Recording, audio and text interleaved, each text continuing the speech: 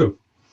So, hi Martha, thanks so much for joining us. As you know, we're celebrating 10 years of Tech4Good, and you've been there since the start with us, so thanks so much for your support. And I'm wondering, can you just introduce yourself a bit and tell us what you're working on at the moment? I know you're working on 101 different things. What's your main stuff that you're working on at the moment? Yeah, well, I think like everyone, finding working life has been slightly overtaken by the events that we're all facing at the minute. And so I am trying to help the organisations I'm involved in navigate just the current crisis, and also not lose sight of the long term, because we will get back to some kind of normalcy, even if it is a new normal, to use the hashtag. So I am busy doing my corporate boards, Twitter, Chanel. I'm busy doing charity boards, Queen's Commonwealth Trust, Everyone, and also helping the House of Lords and the Digital Parliament, which has been quite inspiring to see get up and running so quickly. Cool. And in terms of the House of Lords, they're making decisions virtually in a way that they've adopted the new technology successfully, I think. I mean, it's different, and I think everybody is keen to get back to being face to face. I think that the frustrating thing as a member of the House of Lords is that there was just so little belief that technology could help do the job better. And what's been fascinating about this is that clearly, actually, we can function in some way using technology. So what then emerges at the end of it will be interesting, that kind of what that hybrid model looks like, what good things have been proven because of this, are we able to do a lot of different things because we've actually seen that, can do committee work, you can question the government. Now, I do not for 1 minute want to suggest that I don't think people should be face-to-face scrutinising Parliament. I absolutely do. But I think this has been a big kind of fast-forward button press for people that perhaps before thought, there's no way I'm ever going to use tech to do my job. And that's been really interesting to see. It sounds like my experience of teachers with my children as well, actually. The same thing, isn't it? That cultural shift. Yeah. Exactly. And older people, actually, we've been doing some work with older people. AbilityNet supports older people and disabled people. And I think it's more natural now that people would understand why their parent, grandparent may want to have access to video calls. Yes. That's changed very quickly.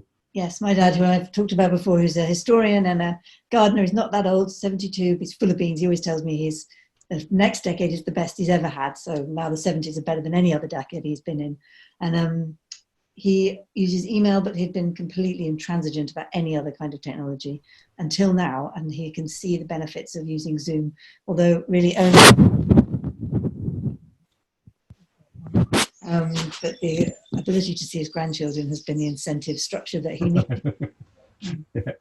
Yeah, my dad's the same. He's 80. He's got his tech, but he needs his support as well. That's the next step on is the buttons that they press that they're not meant to press. Yeah, exactly. So Tech4Good, you've been to award ceremonies, and I know that you have been involved since the beginning. What does Tech4Good mean to you broadly as a concept, and the way the awards have evolved in particular? All power to you, and happy 10th birthday. Not quite a teenager, nearly. It's so phenomenal to see not only the way the awards have developed, the reach going to even more parts of the country and to even more types of people and more types of organisations, but also just the category as you defined it has been, people now talk about Tech4Good and it means something, and more than that, people are actually doing projects that they would categorise as projects that are using technology to deliver positive social change. And that sounds kind of obvious now, but it wasn't obvious 10 years ago. So I think it's both obviously what you've done with the awards, but then the landscape as well has shifted really pretty speedily. Yeah. Well, and I think technology's changed. I looked it up. The iPhone 4, I think we were on at the time. The first one with a selfie camera. So that's how long 10 years ago. Went wrong. Yeah, exactly. So, and then in terms of particular winners and categories, is there anything particular that you had a quick look back through, and was anything jumped out at you, and particularly in terms of trends? Well, I think I don't want to call out particular people because everybody that won for a reason, and as someone that has judged a couple of them, you really do pay a lot of attention, and it's always a tough call to find the winner in amazingly talented groups of people. But it's a couple of things I'd say. Firstly, just there is so much stuff happening. You know, we may sit there feeling a bit depressed or thinking, oh, it's all Silicon Valley giants eating up our lunch and taking our data or doing whatever. But actually, this country is full of people who are using technology in sometimes quite modest or discreet ways, but to make a big impact in people's lives. And I'm always blown away by the dedication and the breadth of ideas and capacity to execute to help people. So that's the first thing. And if anything, that's just got more and more inventive and imaginative, I think, over time. You know, when you first started, I should imagine it was a slightly smaller universe of people that would even think that they were in the category that they could enter. But now I think that feels like quite a rich landscape. So that's phenomenal. Secondly, I do go back again and again to how much people who work in some kind of care role are constantly thinking about how to help people using technology. You know, it's whether it's for people with profound disabilities, or whether it's for older people, or whether it's for, well, their children, I guess, too, you know, any caring role. And right now, we've talked a lot about the care sector and how much we value people who do that essential work. But it's also really important that we don't forget that we can help a lot using smart applications of technology. And there are certain there's winners in every category who've got something to do with care, I would say, from every year.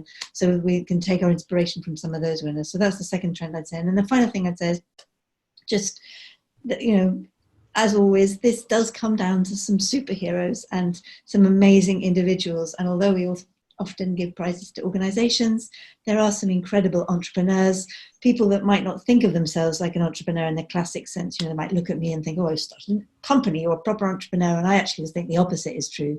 You're an entrepreneur if you've got an idea, you've made it happen, and actually it may be way harder to get your idea going in a place where there isn't so much money, or it might not feel like there's a commercial model where you're just doing it because you think the idea will make the world better.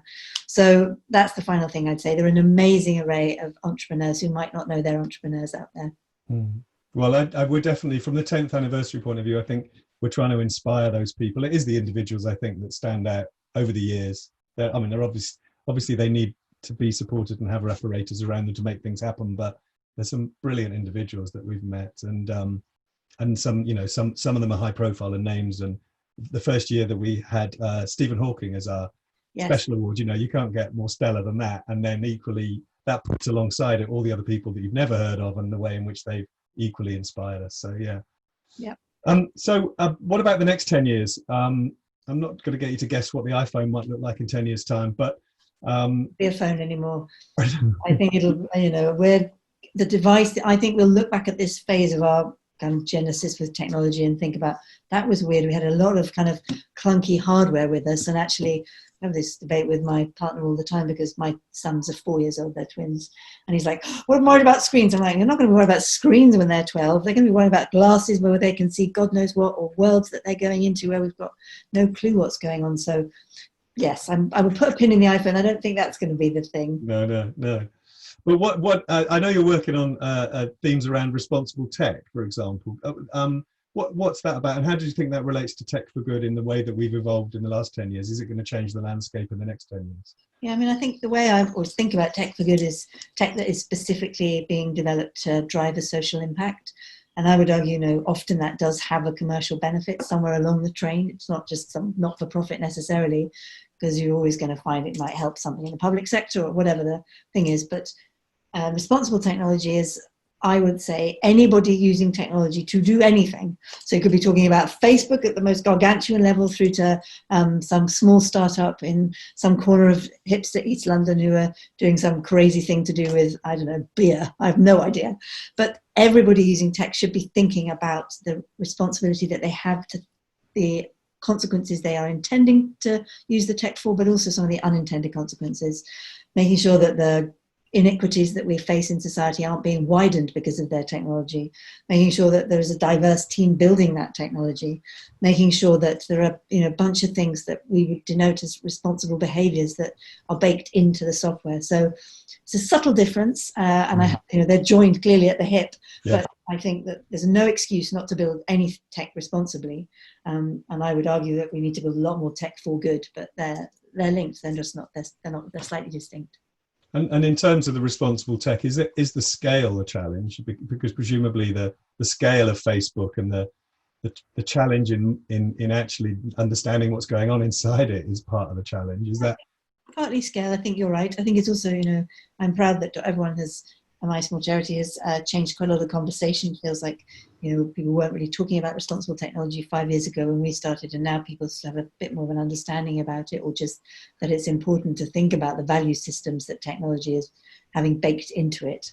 Ethics and morals, never used to be words you'd hear at tech conferences, and now no self-respecting tech conference won't have an ethics stage or, a bit of a, which again might be a bit of virtue signaling, but they're often the conversation starter is where you have to start, right?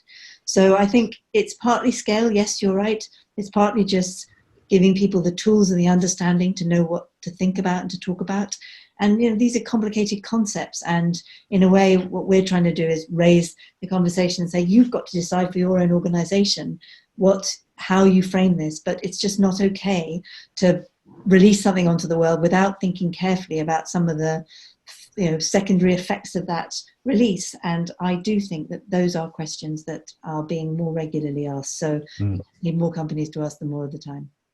And is that directly linked, do you think, to AI? I mean, is that why we need to be even more cautious because of that particular technology has so many ethical questions? Partly, but I think we can all get slightly what's the right word? Not blindsided, but kind of overwhelmed by AI. I mean, I'm not for 1 minute suggesting that it isn't going to completely change the way that technology runs. Of course, it already is doing so, and it will continue to do so.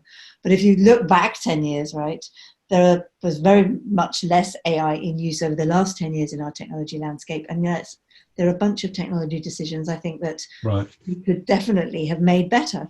Decisions about data, decisions about the opaque nature of transactions we're doing with web services, certainly how services fit together, whether it's apps into big services or whatever the different bent you might choose. So I think AI is often used as, we'll sort AI out, that's something in the future, when actually right now every organization using technology can do a bit of a health check right now. And what about COVID and the changes? The 6, 7, 8 weeks ago we wouldn't even have contemplated.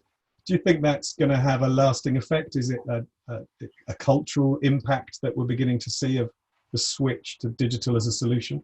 Yeah, well, I think it's been talked about a lot, hasn't it? This kind of exponential moment that somehow the levers, perhaps, that those of us that are a bit geeky and interested in the digital transformation of things or the digitization of things have been trying to find. I did a lot of work in government setting up the government digital service, and that was really all about cultural shift back in 2010, convincing ministers, convincing the warlords in the civil service that these are the technologies that we need to deploy for the benefit of the public good. I think that argument now is not one, but it's definitely a different conversation. So that is an enormous impact of COVID. Whether it means that good technology solutions will be deployed, well, the jury's a bit out to me.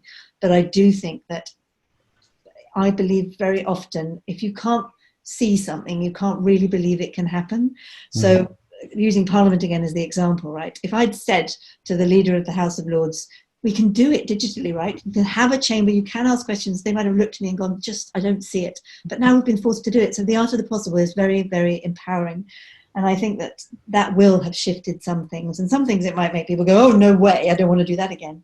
But some things might make them think, yes, I'm on the board of Twitter, and Jack has recently announced that if people want to work from home, they can forever. And he's not saying you must, he's not saying that you only need to do it, but he's giving you that freedom to say, actually, you know what, I freaking love not having to do my commute, or I really, really enjoyed having a bit more time around my day that I could decide how I did it. And I think that, those are big shifts and trends, and so that there's no doubt in my mind that this will have a lasting technology impact, alongside the very, very profound economic and social and health impact. And so a final question, I guess, have you got any idea where we will find this year's winners? I actually haven't mentioned to you that we're gone global as well, because we're not tied to the physical ceremonies this year. We decided not to. We've got Google on board as a sponsor, and they're based in the team that we're working with is in Mountain View. So suddenly the whole vista has opened up. But you mentioned a couple of things that you'd seen. COVID Code, for example. Code for COVID, yep. I know. I think that. Not just because of this present crisis, but I think just genuinely because a lot of people have got time at home who are good technologists, and I think they're thinking, what can we do and how can we help beyond just my daily life? So I think that maybe you will find more of interesting models emerging. So fantastic that you're going global, and we're really interested to see what happens. I really hope, as always, that you've got the same breadth of diversity. You know, I'm always inspired by the fact, you know, the technology landscape.